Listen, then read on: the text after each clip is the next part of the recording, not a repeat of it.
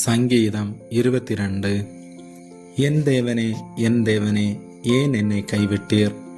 எனக்கு உதவி செய்யாமலும் நான் கதறி சொல்லும் வார்த்தைகளை கேளாமலும் ஏன் தூரமாயிருக்கிறீர்? என் தேவனே, நான் பகலிலே கூப்பிடுகிறேன், உத்தரவு பதிலில்லை. இரவிலே கூப்பிடுகிறேன், எனக்கு அமைதல் இல்லை. இஸ்ரவேலின் துதிகளுக்குள் வாசமாயிருக்கிற தேவரீரே பரிசுத்தர். எங்கள் பிதாக்கள் உம்மிடத்தில் நம்பிக்கை வைத்தார்கள், நம்பின அவர்களை நீர் விடுவித்தீர். உம்மை நோக்கி கூப்பிட்டு தப்பினார்கள், உம்மை நம்பி வெட்கப்பட்டு போகாதிருந்தார்கள். நானோ ஒரு புழு, மனுஷன் அல்ல. மனுஷரால் நிந்திக்கப்பட்டும் ஜனங்களால் அவமதிக்கப்பட்டும் இருக்கிறேன். என்னை பார்க்கிறவர்கள் எல்லோரும் என்னை பரியாசம் பண்ணி உதட்டை பிதுக்கி தலையை துலுக்கி, கர்த்தர் மேல் நம்பிக்கையாயிருந்தானே, அவர் இவனை விடுவிக்கட்டும், இவன் மேல் பிரியமாயிருக்கிறாரே, இப்பொழுது இவனை ரட்சிக்கட்டும் என்கிறார்கள். நீரே என்னை கற்பத்திலிருந்து எடுத்தவர், என் தாயின் மார்பில் இருக்கும் போதே என்னை உம்மேல் நம்பிக்கையாயிருக்க பண்ணினீர். கர்ப்பத்திலிருந்து வெளிப்பட்ட போதே உமது சார்பில் விழுந்தேன். நான் என் தாயின் வயிற்றில் இருந்தது முதல் நீர் என் தேவனாயிருக்கிறீர். என்னை விட்டு தூரமாகாதேயும். ஆபத்து நெருங்கி இருக்கிறது, சகாயரும் இல்லை. அநேகம் காளைகள் என்னை சூழ்ந்திருக்கின்றன. பாசான் தேசத்து பலத்த எருதுகள் என்னை வளைந்து கொண்டன. பீறி கர்ச்சிக்கிற சிங்கத்தைப் போல் என்மேல் தங்கள் வாயை திறக்கிறார்கள். தண்ணீரை போல ஊற்றுண்டேன், என் எலும்புகளெல்லாம் கட்டுவிட்டன. என் இருதயம் மெழுகு போலாகி என் குடல்களின் நடுவே உருகிற்று. என் பலன் ஓட்டை போல் காய்ந்தது, என் நாவு மேல்வாயோடே ஒட்டி கொண்டது. என்னை மரணத்தூளிலே போடுகிறீர். நாய்கள் என்னை சூழ்ந்திருக்கின்றன, பொல்லாதவர்களின் கூட்டம் என்னை வளைந்து கொண்டது. என் கைகளையும் என் கால்களையும் உருவ குத்தினார்கள். என் எலும்புகளை எல்லாம் நான் எண்ணலாம். அவர்கள் என்னை நோக்கி பார்த்து கொண்டிருக்கிறார்கள்.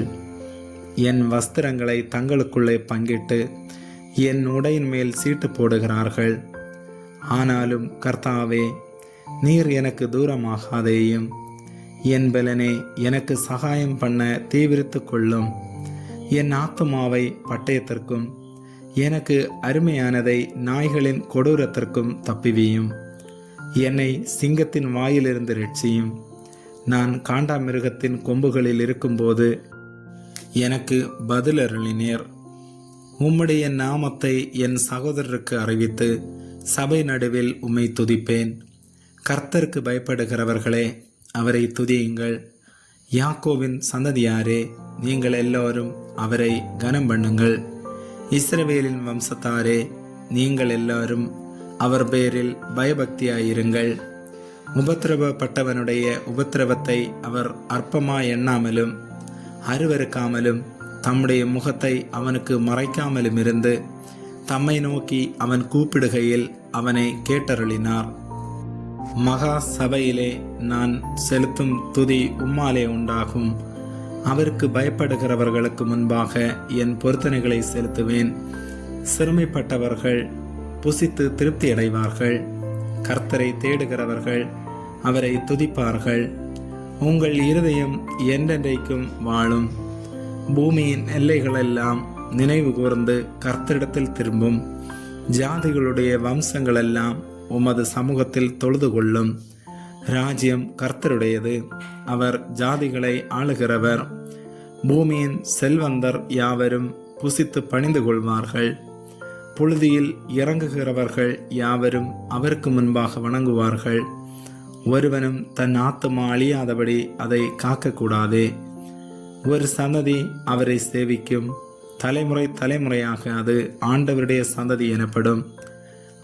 அவர்கள் வந்து அவரே இவைகளை செய்தார் என்று பிறக்கப் போகிற ஜனங்களுக்கு அவருடைய நீதியை அறிவிப்பார்கள். ஆமேன்.